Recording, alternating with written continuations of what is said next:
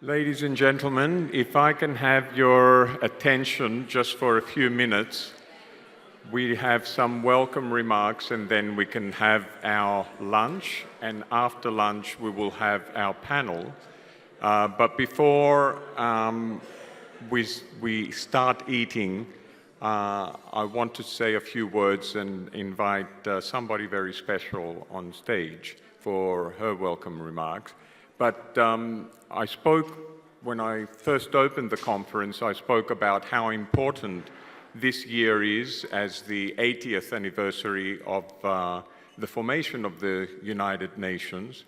And also this week marked the finish of the General Assembly. So quite an important week. What should have been, as I said, a week of celebration is a week where we're rethinking the world order. Thinking the role of multilateral institutions and global risks. And talking about global risks, one foundation certainly comes to mind, and it is the Global Challenges Foundation, who are proudly supporting this lunch and the Athens Democracy Forum. You were here last year, Jens Orback, thank you for coming back. This is an issue that we need to be talking about and trying to come up with solutions year after year. But because Greece also happens to hold the United Nations Security Council seat, rotating seat, we are very privileged to have the Secretary General of the Ministry of Foreign Affairs, responsible for Greeks abroad and public diplomacy, Ms. Maira Myrogianni. And Maira, I would like to invite you to say a few words to us.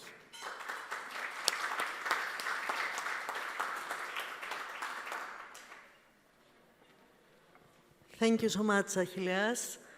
First of all, let me start by saying how important it is for us, the initiative that is undertaken from the Athens Democracy Forum.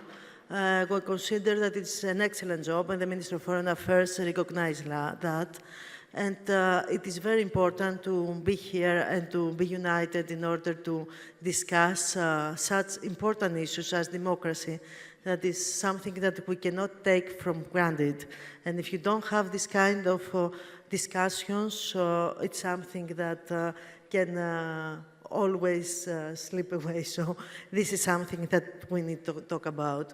In a period of geopolitical changes and in a world that is keeping changing, it's much more relevant than ever.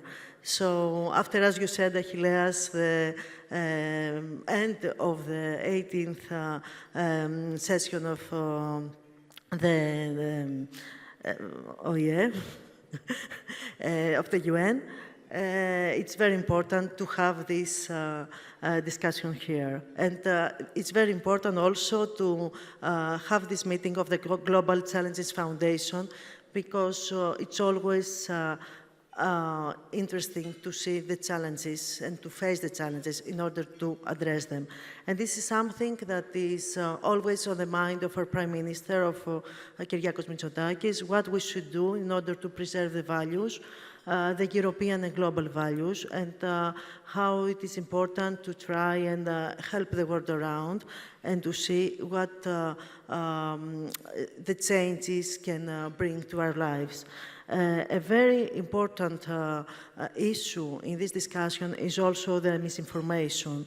And this is something that we all need to address. And it is something that can be solved only through multilateral cooperation, international cooperation. And this is why the discussion of this panel afterwards will be very relevant to what's going on today. It goes without saying that democracy, the rule of law, and respect of fundamental rights are among the founding values of Greece and the European Union. These values are common to all us, underpinning a society in which pluralism, non-discrimination, tolerance, justice, solidarity, and equality prevail. They are also central to the vision and policies advanced by Prime Minister Kyriakos Mitsotakis, policies that strengthen institutions, promote transparency, and reinforce public trust. The way information is shared today has a profound impact on societies and democracies. In an interconnected world, information moves faster than ever before, crossing borders instantly and shaping perceptions in real time. When information is accurate and transparent, it strengthens trust, reinforces democratic institutions, and promotes informed public debate. And this was a discussion that we made this year when we have hosted the Club of Venice, that is an organization focusing on the information and how we need to spread information of what's happening in the Council of Europe and in European Union. When the information is distorted or manipulated, it undermines confidence in governments, media, and even international cooperation. 82% of citizens believe misleading or false information poses a problem for democracy. 77% consider a problem in their own country. This makes clear that responsible information is not only a domestic concern, but a collective international challenge. Countries must work together within the EU and globally to ensure reliable communication, develop joint responses to manipulation, and promote best practices for transparency and resilience. In this effort, the Greek diaspora plays a unique and vital role. Spread across the globe, our diaspora communities act as natural ambassadors of the truth about Greece. Through their daily engagement in their societies, whether in academia, business, media, or culture, they help project an authentic image of our country, counter stereotypes, and promote understanding. Strengthening their voices and building networks of cooperation with them is an essential part of our public diplomacy strategy.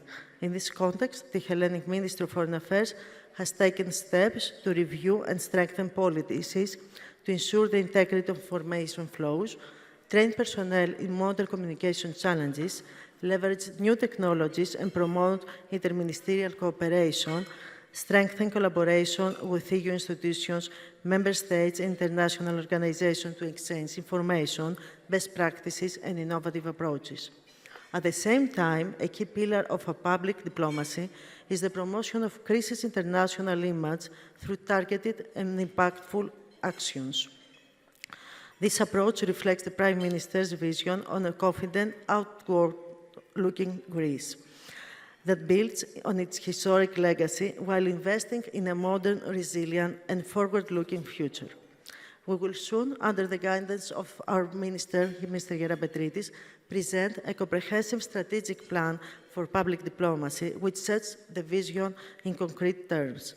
This plan highlights our country's strategic geopolitical position, political stability, resilient economy, and rich cultural heritage, while strong emphasis on modern communication and digital tools. At the same time, we promote Greece's role in international institutions while advancing our rebranding strategy that positions Greece as a hub for innovation, energy, and logistics.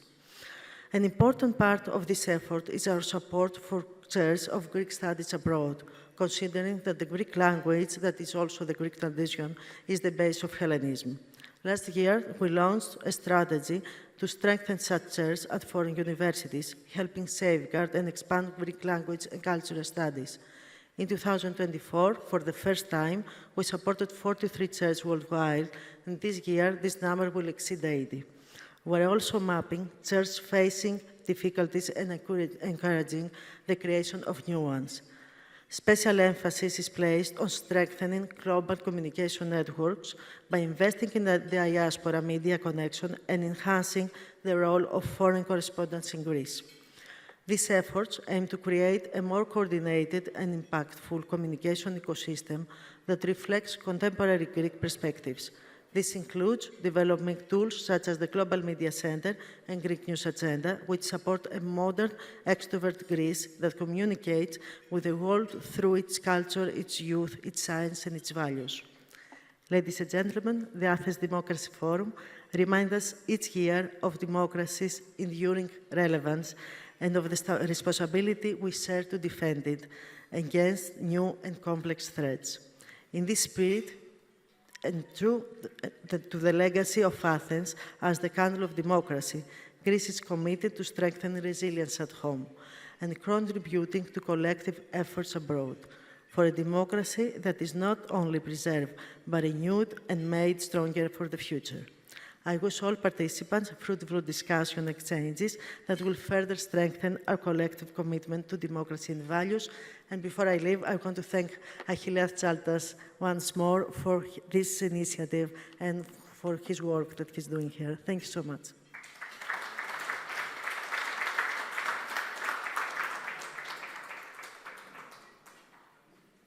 Thank you, Maira, Madam Secretary General. And that's a lot of food for thought for Stephen Erlanger, who's the moderator of the panel. It sets the tone, but first, food for the stomach. And in about half an hour, Stephen will come up. Thank you. Hello, excuse me. You don't have to sing for your supper. I do, but it'd be nice if you could listen for your supper, since the whole idea of this is to have an interesting debate, I hope, on multilateral institutions and global risks. I don't mind if you eat, just if you could not talk so loudly, it makes it very hard for everyone. Multilateral institutions are in great trouble. We heard President Trump at the United Nations saying the place was useless, that all it was good for was writing letters. John Bolton, in Trump's first term, when he was ambassador to the UN, said the first 10 floors of the building should be wiped away.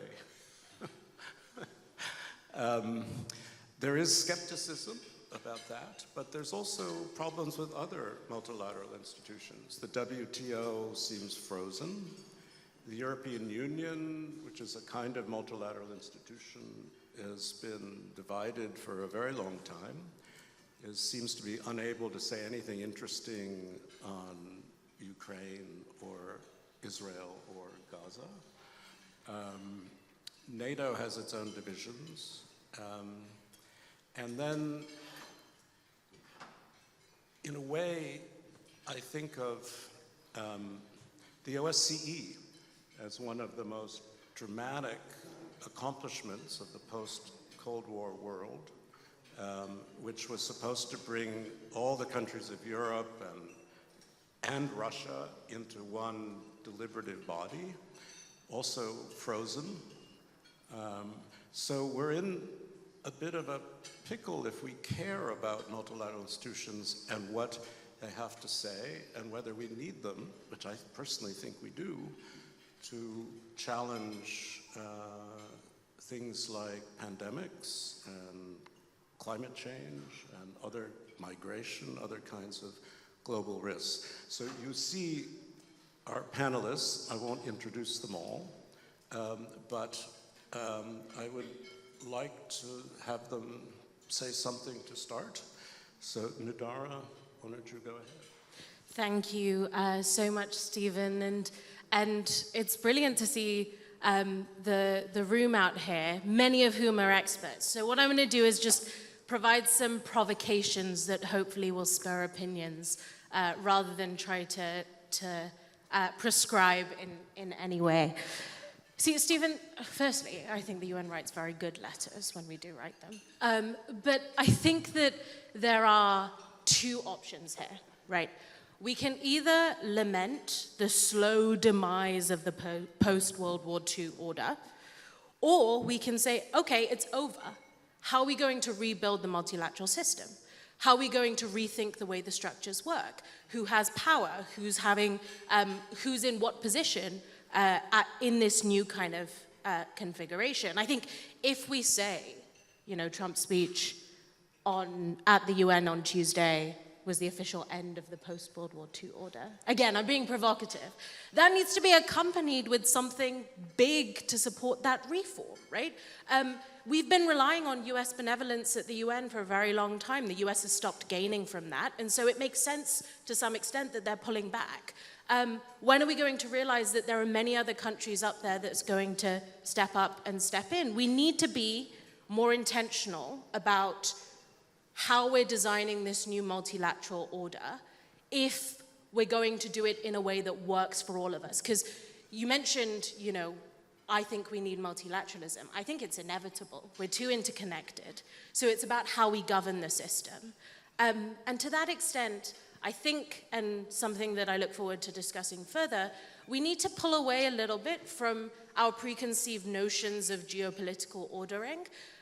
In today's world, take middle powers. A country like Portugal has a lot more in common with a country like Indonesia than it does with the United States.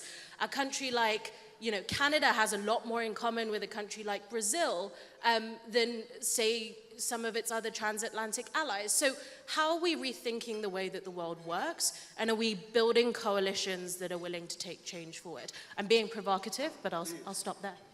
Okay, well, I mean, let me just ask you then.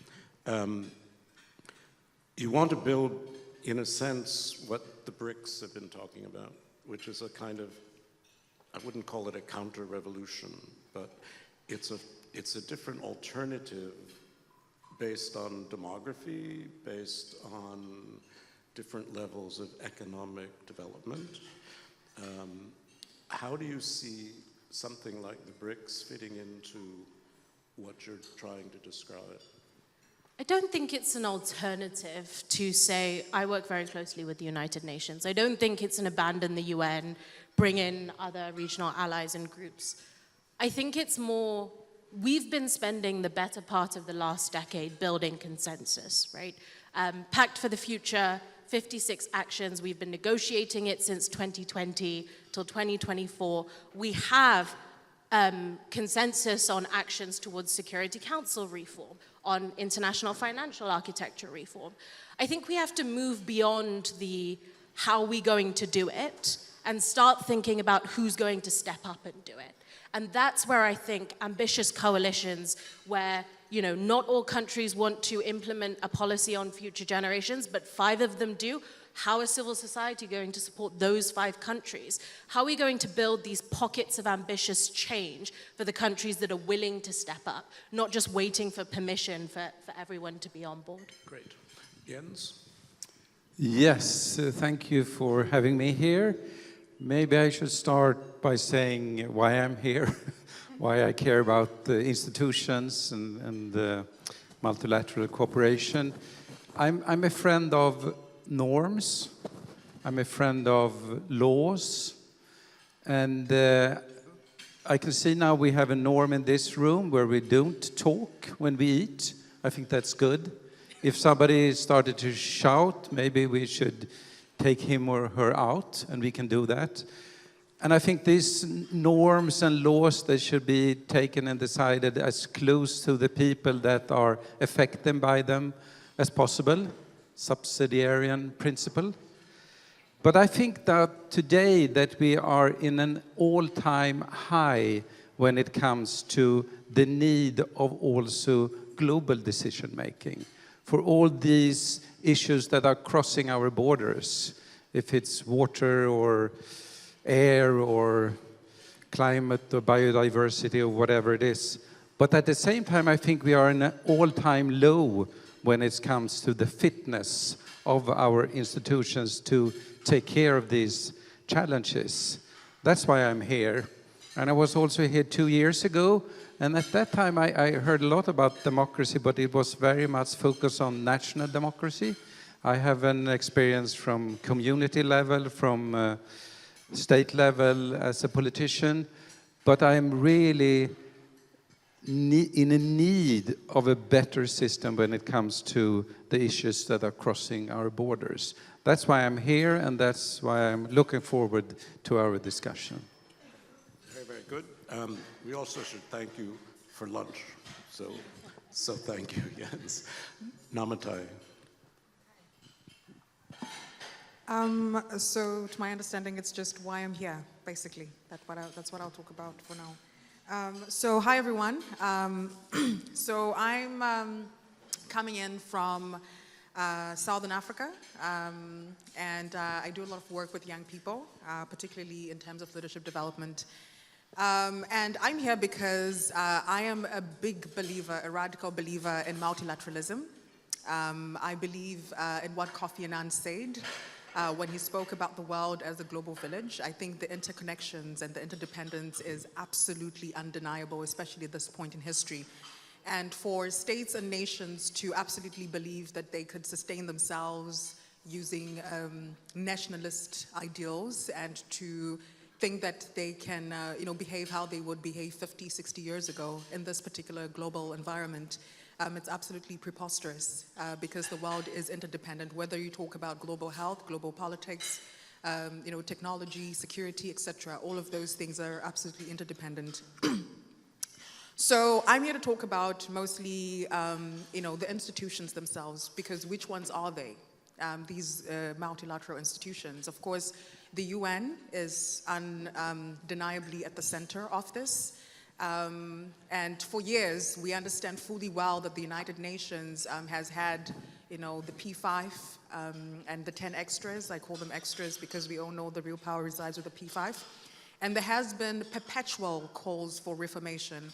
And as we stand today, we understand that, those in the P5 and the 10 extras, they are constituting about 12% of the world's population, and that's a global minority. So 88% of the world's population is not represented in such a powerful institution, and I think they run the risk of becoming irrelevant because in this kind of interconnected world, we have to be reflective about representation when it comes to decision-making in those major multilateral institutions.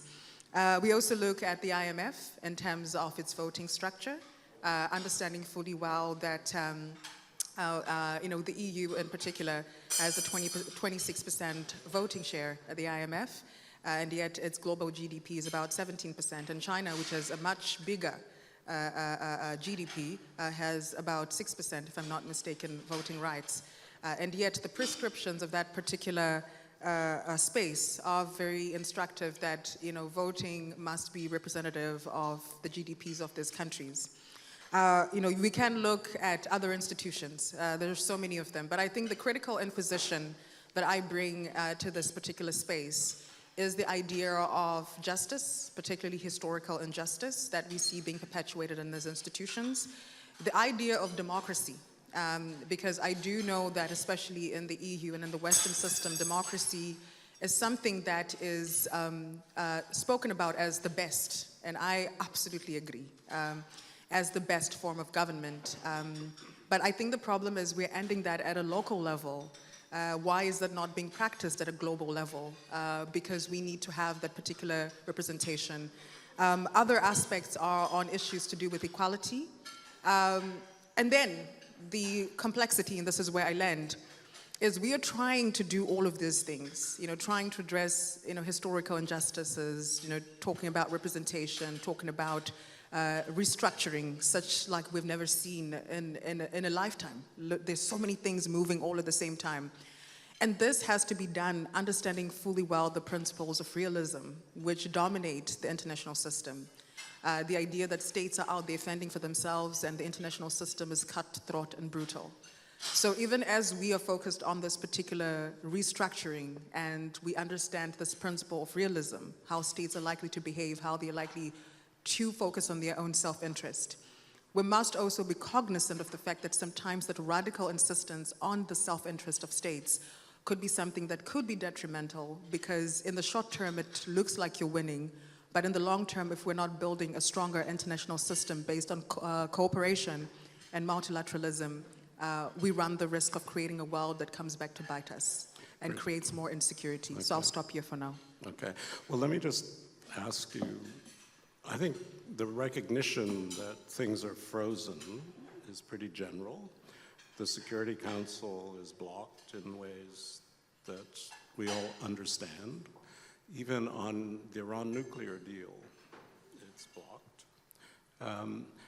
The idea of reform is, but how do you create efficiency in a new structure which is fully representative? Because I think these challenges require some efficiency. They require leadership. They can't just require every, 80% of the world having a say. So I'm just curious to raise that to everybody. To one, I think in one, to one sense, I think actually the European Union has succeeded in that. And I think it was very important to say that in order to be a member, you have to live up to these criteria, the Copenhagen criteria. So that is not only an institution, but it's based on values, it's based on human rights, it's based on freedom of speech. So if you, and now of course there are some tension in the European Union, and I think we should deal with them. And there are so many problems within the European Union that we sorted out on the battlefield before. But now we can sort it out around round tables. So I think actually having an institution where you are obliged to some values is a good start. And then you can develop that organization or that alliance of the willing in an organic way, as the European Union has done. You can look at a lot of failures from the European Union, but here I would like to address the success of avoiding military conflict for a long period. Long may it last. Yeah, I could maybe jump in. And there is this perception, right, that the Security Council increases efficiency, General Assembly, big consensus processes, takes forever to get teeth on something.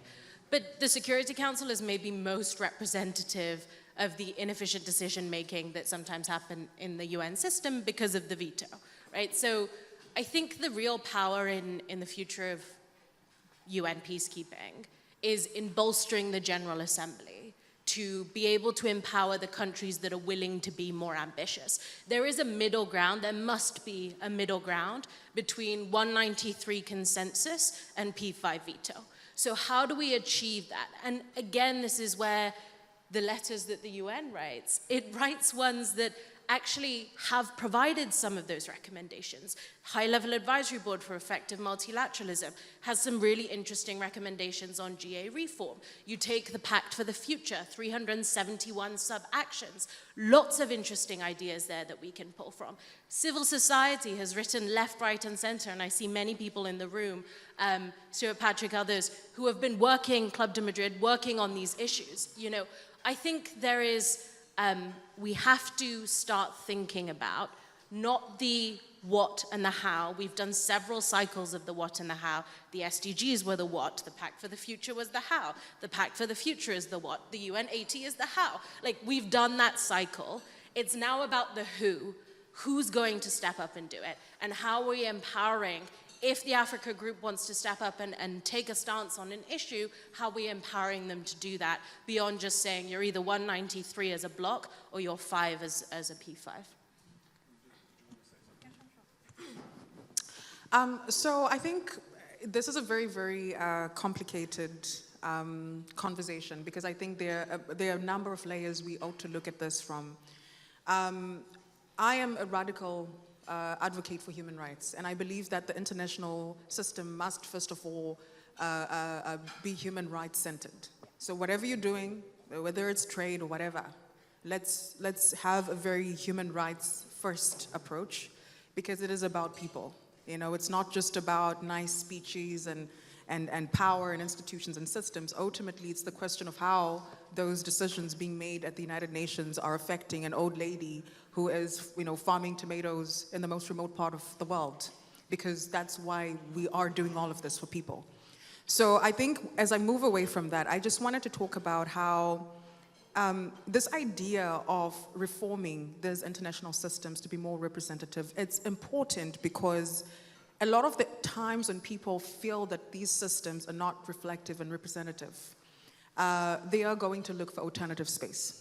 And I think we have seen that in recent times where people opt out, nations, states are opting out, and they are actually creating actively alternative space, be it alternative spaces for a new financial system, alternative spaces for a new political system. And I think a classic example is BRICS, where you have British, Russia, India, China, South Africa. And Iran, don't forget Iran. Of course.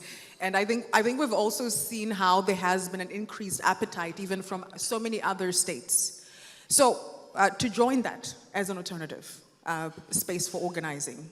So the reality of the matter is, with these traditional spaces that we have had, when we see more and more people, states, looking for alternative spaces to be in, it must be an inquisition to say what is it that they're looking for in these alternative spaces, and where could we draw the middle ground and get some of what they're looking for in those alternative spaces in these traditional spaces.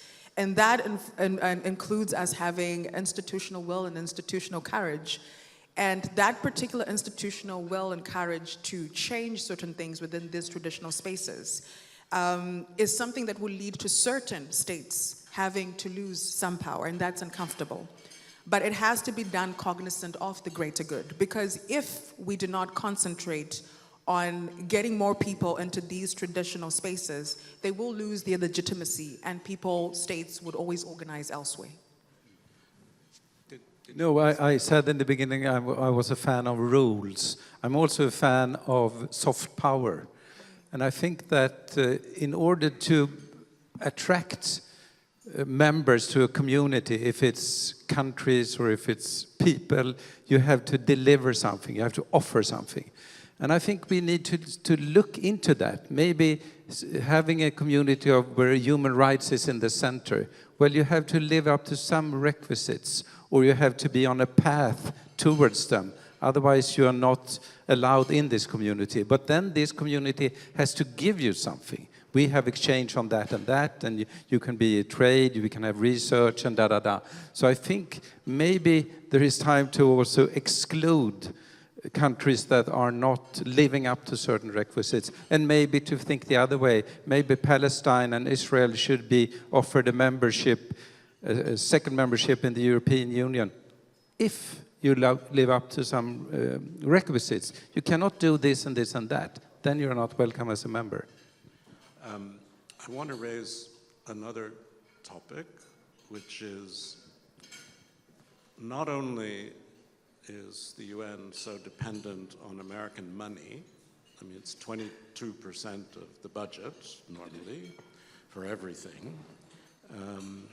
But you have in Donald Trump an American leader who is not just doesn't believe in these institutions, but is pulling away from them and wants to stop spending money on them. And so in a way you have a dual challenge.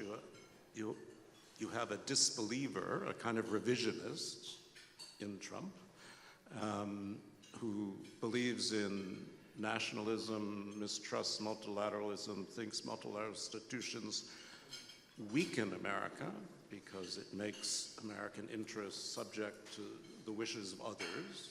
I'm trying to be fair to what he thinks, but I think that's what he thinks. And at the same time, you have money issues. So how do you deal with an America that is not just withdrawing, but is deeply critical and in some ways working to weaken these institutions? Anyone want to try that one? If I say, let them go, they come back. Let them go.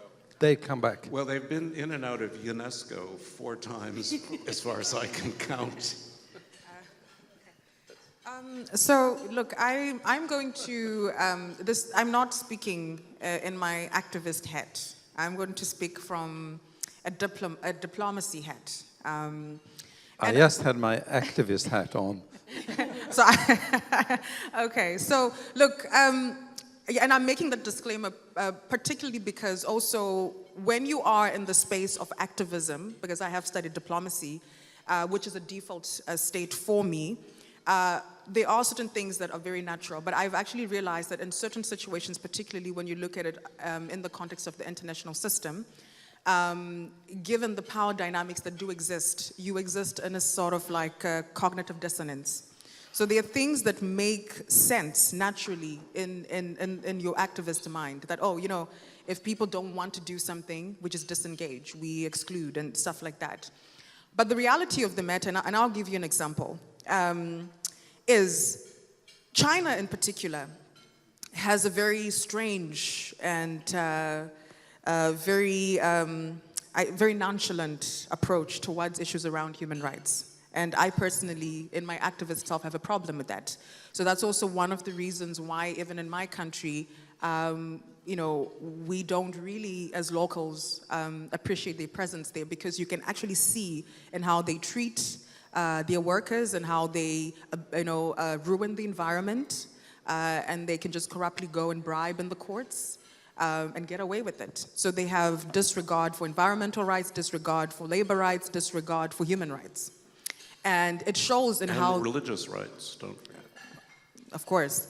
And it shows in how they do what they do. But for you to then say that because China is not clear about this issue on human rights and henceforth we're going to exclude them, when I move into my diplomatic hat, it just doesn't make sense because of the role and the power that they have in the system. So disengagement can happen easily if the player that you are dealing with is not as powerful. But the harsh reality that we are faced with in this particular era is even people who have values that we think are values that we don't agree with, right? Maybe it's ill virtue, it's negative virtue. They have power. And because they have power, if you choose to disengage that part of the world, like I said, they are going to find alternative spaces where they will build something else. And I think that is an even more dangerous situation than trying to draw them in and trying to engage and look for at least places where we have common ground. No, I think that's a very good point, because even in Europe, you see, the question of how to deal with Trump, friend or foe, and people find allies, right? I mean, people will find places that strengthen their interests if they feel their interests are in danger from an old friend. So I want to raise one other question. I don't want to make this all about the UN, but I'm fascinated by the UN because it was such an aspiration of a better world, right? After the failure of the League of Nations and the horrors of the Second War, which were in Asia and Africa, as well as Europe. I mean, it was a global mess. But we were talking before, Nudhara, about how the UN's become this Christmas tree of stuff. And is it time to start lopping off some of the branches? Would that help? It's a great question. And also, I just want to engage with Namatai's point briefly, because I've been making the case for, countries should not ask for permission to move forward. I think, yes, it's important to stay engaged with kind of great power politics, but I think that there is a line between staying engaged with and aware of great power politics and then feeling that we need to overcome great power politics to do anything. I think the UN has a real strong role to play in empowering those middle power countries that are willing to take a stance on issues. Jamaica and the Netherlands come together on a group of friends for future generations. Let's support that. Zambia wants to lead a coalition on AI for development. Let's support that. I think that this kind of waiting for permission from the great powers to act is probably the thing that is really holding back a lot of the UN system. If we're serious about a new grand bargain, I think the UN needs to be the forum to do it. To your question, Stephen, of the Christmas tree of the UN system, I mean, let's be honest, and I say this because I am a huge fan of the UN system. I work within it. It's what I do. There is just too much duplication. There are a lot of silos. I think 5 agencies all have different AI policies, at what point do we streamline and bring things together? I think the UN AT initiative is actually doing a really good job of doing that assessment and stock take. I think we need to do a little bit more of that. Finding the comparative advantage of the UN system in the multilateral system, I think, is a question that many people in this room can help answer, and that we need to answer quite quickly. Yes, I think actually the UN has been rather good in humanitarian aid, in catastrophic aid. You can see that concretely. It hasn't been as good in security. But if you ask people around the globe what are the big security risks?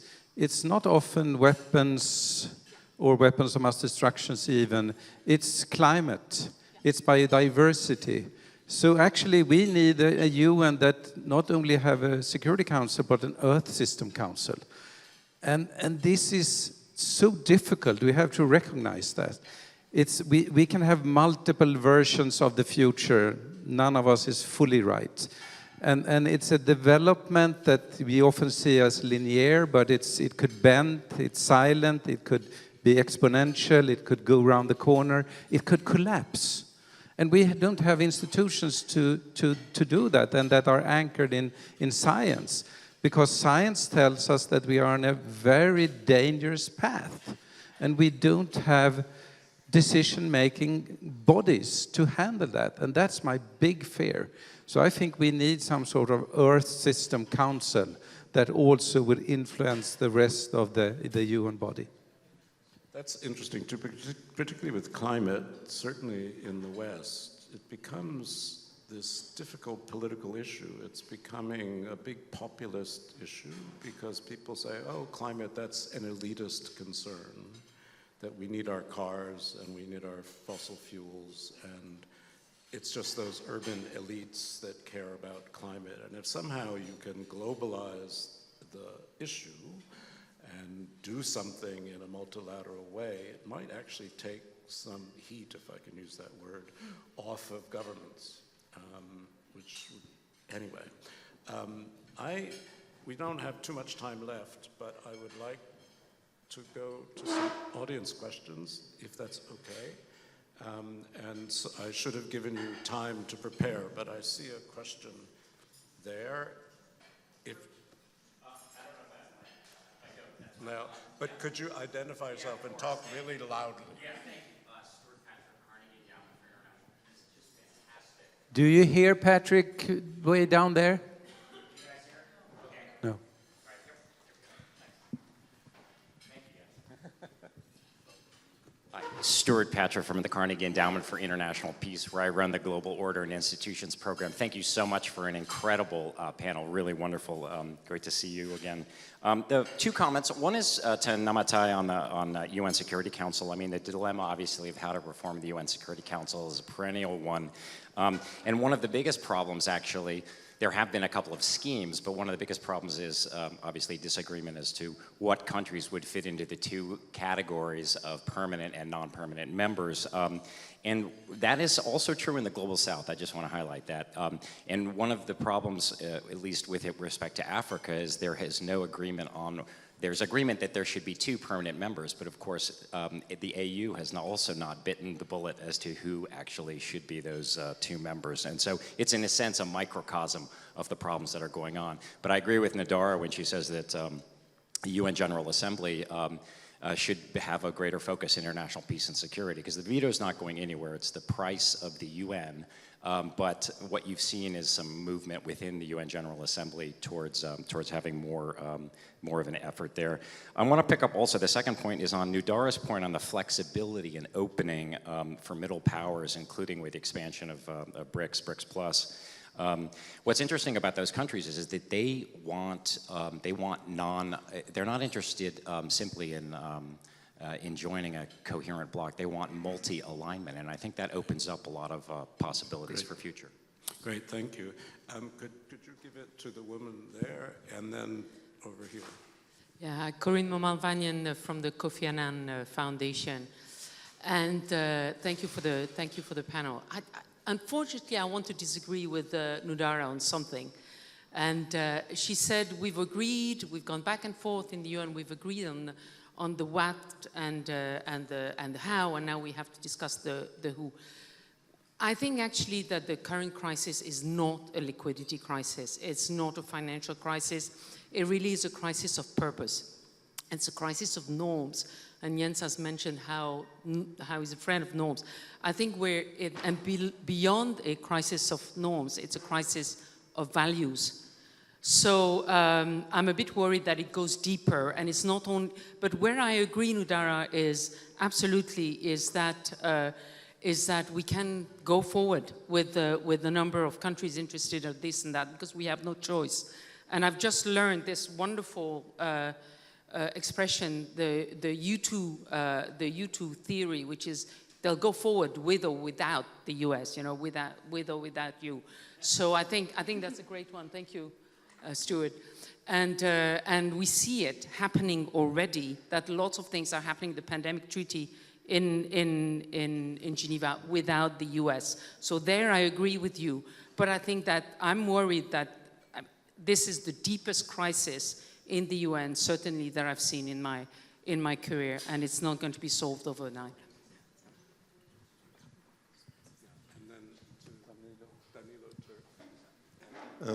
Thank you. My name is Danilo Turk. I am president of Club de Madrid, an organization of former presidents and prime ministers. And before I was president of Slovenia, I spent about 20 years with the United Nations in different capacities, as ambassador to the UN, as human rights activist before, and later in other capacities. So I have been thinking about the multilateral systems quite a lot over the last 3 decades or so. And I think that one shouldn't be too pessimistic about these things. Because, you know, United Nations is a result of great aspirations. And there were moments that United Nations also inspired many. But United Nations was never an organization that covers everything. It was an important institution, but not the only institution. And therefore, if one thinks about what makes the United Nations limited, one would say, look, this is an organization of sovereign states based on sovereign equality, and the other limitation is a permanent status of 5 permanent members of the Security Council. This is as things are, and they are not likely to change. In the immediate aftermath of the Cold War, it appeared that revision of the UN Charter might be possible. But within 2 years, it became clear that this is not going to be possible. Now, veto was not used for a number of years, but then it came back. So we have to live with that reality. And the question is, what remains there as a hope and the future? And there are 3 things, in my opinion, that should be taken very seriously. One is the possibility to change the agenda. I mean, we must never underestimate the possibility to shape the agenda of international institutions further, and there is a need for a great deal of activism in that regard. Second, in order to be effective with this sort of ideas, you have to have ad hoc coalitions. Those coalitions have to be formed and must not remain the same forever. Let us think about the non-aligned movement, which was an important coalition in the past. It doesn't exist now, but new coalitions have emerged and there will be more change. And finally, new multilateral institutions. I mean, there is no reason why the current number should remain the same or that we should not think about new institutions as the needs arise. So these are the kind of things which I believe should give us reason to hope that the humanity, the humankind will be capable of figuring out new ways, new coalitions, new agendas, and move things forward. Thank you. Very good. Now, we're really out of time, but I do want to go back to our panel if they have a very brief something to say. Rapid fire. Karen, great to see you. Thank you for your support for the forum as well. I would maybe push back on part of what you said in that I think we have like the SDGs and the pact and all of these, the international rule of law, ICJ is active. The real issue is compliance and clarity, and there I think it's a leadership crisis. So I think the next year with the election of the Secretary General, we've got to pay attention. We've got to get it right. I think that's so important. And just on Stuart Patrick's comment on multi-alignment, this is so true. There are a whole bunch of countries out there that are actually excited about the diplomatic possibilities now that the US is kind of not playing per the 1945 order. Kenya is getting infrastructure from China and tech policy from the United States. India is kind of dances the dance with everyone in a way that is quite remarkable. So I think that's a whole other panel for another time. Yes, maybe I should also pick up on Corinne. This is a struggle of values, and politics, what is actually politics? Yes, it's a tool to hand out conflict of interests without violence if it works. And when I grew up, I took democracy for granted. And I took many other rights for granted. But now we need to organize around them. I'm a fan then of liberal democracy, not of an authoritarian democracy that we heard some arguments for yesterday. And I think we can argue a lot for a liberal democracy with minority rights and human rights and other things. So I think it's a power game again. And then we who took it for granted have to not only stand up for it, but to fight for it.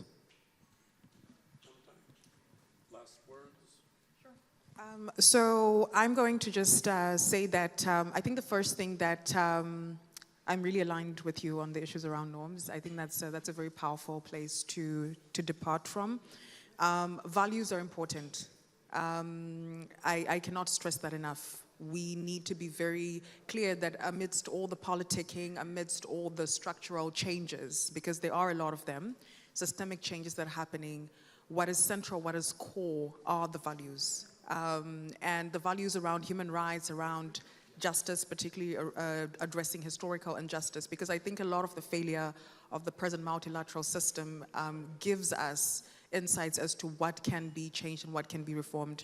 I will end by saying that, and again, I have learned this particularly when you are in highly political environments and also in diplomacy itself. I liked how you talk about India and the dance. They are doing the dance, it's so true. The reality is that disengagement, I think, is the worst decision that any group of people can make. Engagement is important. So I think states, nations must not disengage. Multilateral institutions must not disengage. Continue to engage, and in that complexity, in that dance, there could be opportunities and solutions. Thank you. Great. Thank you very much. Thanks to our panel. Okay. And now we're all supposed to go back to the auditorium, and I hope you enjoyed your lunch, despite all the talk. Okay.